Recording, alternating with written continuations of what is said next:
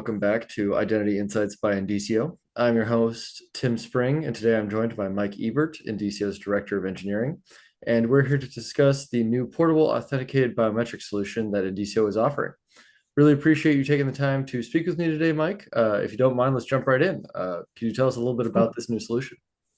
Yeah, so after working with verifiable credentials and decentralized identity with our customers and partners for the last few years, it's become abundantly clear that biometrics and credentials pair together really well, like peanut butter and jam, or peanut butter and honey if you prefer, really well. Uh, if you take biometrics and you use them during like an onboarding, enrollment, issuance process, or if you use biometrics down the line with a verifier or a relying party, we've done the work to make that happen, and you get the benefits of both of those technologies, and they help cover for each other's weaknesses. All right. So if we could dig a little deeper into that, what are some of the weaknesses that we're covering on either side of the technology? Right. So verifiable credentials, one of the problems or challenges there is um, affirmatively or positively tying the credential data to a particular person. And the biometrics allow you to do that, to say this is the same person from visit to visit, or we've matched them against a government ID that can be shared and used over time. So the biometrics help cover for verifiable credentials issues with binding to real people. And with biometrics, those typically require a centralized phone home kind of integration for storing the data. But with verifiable credentials, you can store the necessary data in a credential and you can reliably share it repeatedly, but from a decentralized position where you don't have to have that central integration anymore. And so in that way, the verifiable credential covers for biometrics weakness. Okay. So in terms of Indicio's actual solution, could you tell me a bit about how exactly it functions and it works, in the real world? Sure. So when you're doing an onboarding or an issuance, you're capturing some initial data, you're checking on some things at the beginning before you issue a verified credential. And so you can capture a biometric template of your user. You can compare that biometric template against that government ID. And if there's a match, then you can encode that in the credential with whatever other data that you're checking on at the beginning. And then later on, you can present that credential, including the biometric template, and then compare the biometric template against a fresh capture of that biometric data from your user. And so you can say, now at this moment, we know that our user is still the same person as we enrolled or issued at the beginning. So you've got an up-to-date capture that says, yep, they match. And so in that way, you can ensure that it's the same person from time to time, and you're doing it with data that's stored in the credential and not in a centralized system. All right. So I'd like to share an example. Sorry to cut you off there. So for example, let's say you want to go to a new doctor's office. So when you go to sign up at a doctor's office, they're required for you to show government ID.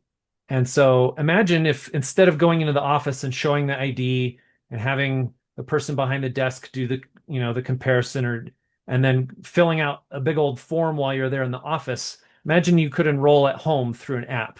So the app has the questions about, your address and any health issues you're currently experiencing, or whatever. But in addition to that, it could scan your government ID and do a liveness check and a capture of your face and compare those, and then submit all of that data in advance.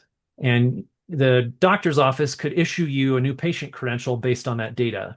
So before you even go to the office, they verified your ID. They made sure that you match using a system that's more reliable than a human guess, and they've gathered your new patient form. So when you get to the office, they just have to have you present your credential and then take a picture of your face and compare it. And now they know you're the same person, and that they can tie you to all of that data from your new enrollment.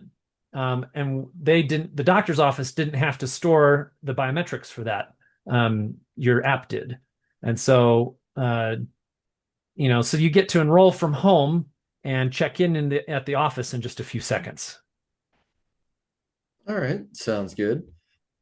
So I'd really like to dive into, why it is so special to not rely on that centralized database and really how it makes this, Indicio solution more beneficial to the users and to the organizations than, your standard just biometric solution today. Yeah, so the some of the key differences there, like you mentioned, are that um, we're not, current biometric systems rely on that central database and to store and refer to your biometric template. And that makes it this database is kind of a honeypot of valuable biometric data. It's got a big target painted on it for hackers and phishers and things like that. Um, the solutions have to be tied to that central system in order to function. So if the central system were to go down, you're out of luck. If they go out of business, you're out of luck. Um, and then because all of the requests go back to that central system, uh, the user's activity is being logged and can be tracked, especially if that biometrics provider has integrations with multiple partners. Then they could see where you're going from one provider to another just based on your face. And with a credential-based approach, the biometrics are held only on your phone.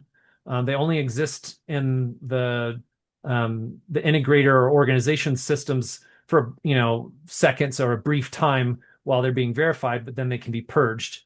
And so uh, they're held only on your phone, you avoid that central honeypot, you avoid the central integration. You can block the potential to be tracked by that centralized provider. All right. Yeah, definitely could see the difference there. So if we were to talk about specific benefits, to the users and to these organizations, we could highlight maybe just a few, just key selling points and what they'll really get from this system. Yeah, so for a big change like this to take hold, you have to have benefits for all the parties that are involved, right? So the user, if it's really inconvenient or difficult to do, if it takes a long time, they're not going to do it. And so in this case, there is actually convenience and speed that help there. They get the benefit of privacy, so they don't have to share their data quite so thoroughly or broadly. And then they get control. They know who with whom and when they're sharing that biometric. For the relying party, which in this case, in our example, was the doctor's office, could be other relying parties that need your biometric data. But the relying party, there's a reduced less risk of like a data breach or data loss. Because you're not storing such sensitive data, there's some reduced liability. The integration can be simpler and you gain some system resilience. So, what's not there can't be stolen. You're not so completely dependent on your biometrics provider at all times. The system, for example, after enrollment, anyone who has a credential, as long as your verifier software is still running, you no longer depend on that central entity. All right, I can see how that would be a pretty big benefit, just in case, your whoever issued the credential goes out of business or something along those lines. So I really want to talk next about the portability aspect of these credentials, right? Having them on your mobile phone makes it so you can really share them whenever and however you want. Can we talk a bit more about that, about how that would really tie in like a real world scenario of enabling that portability? Yeah, so because the user's holding their biometrics and their other credential data on their phone, uh, that become and it's stored in a one of several verifiable credentials standard formats. They can take that data and they can present it to any other parties that they want to. And so, for example, it could be other departments of the issuing organization. It could be partners. Could be completely unrelated organizations that adopt the same standard. And so now the user has this awesome resource to take with them to whomever can accept it. Um, so a concrete example would be in this doctor's office scenario, the doctor's office could send their patients to a lab for some tests, and the lab could use the same formats and verification process. And by verifying that credential and using those biometrics, they now know concretely that they have the right person and um, and that they are indeed a patient of that doctor's office. And that's an example of being able to use the same data in another place. And the lab doesn't have to tie to the doctor's office database. And and if the user wanted to, they could go to a different lab and say, I'm going to go, I have a different lab that I like to use that can do the same test. So they're not locked into whatever integrations were done ahead of time. Yeah, that sounds super useful. And I think that would be super nice in just real life, right? Having gone to a lot of different doctor's offices and getting labs done, it is very tedious to submit your information over and over again and try and Yeah. get all your stuff together. So right, say these doctors' offices, if someone already has, a biometric authentication system in place, right? They're already doing things along those lines. How easy would it be to integrate, this functionality into their current systems? So some changes would be required, but in general, yeah, it would be pretty easy.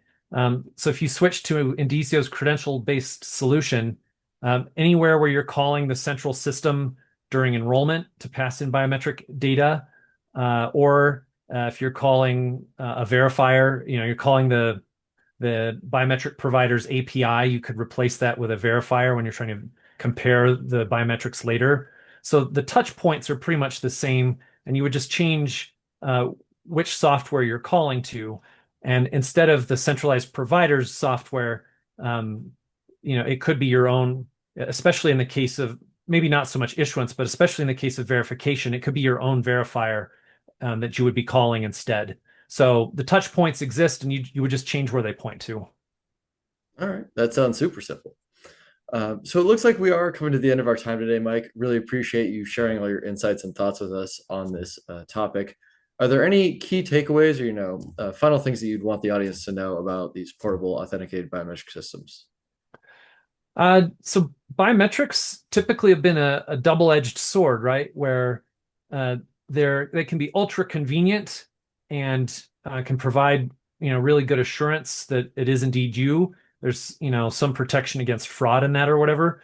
But the back edge of that sword is that you've got these centralized providers and the ability to track you, and there's the risk of the data being stored centrally, things like that. And so, but in this case, if you use portable authenticated biometrics that you hold on your phone, now you get to keep the convenience of a biometric verification solution, but you save a bunch of the risk of centrally storing those biometrics. So you get your cake and you can eat it too.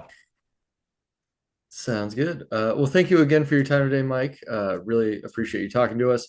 If you at home are interested in learning a bit more about decentralized identity and verifiable credential technology, please be sure to subscribe to the channel.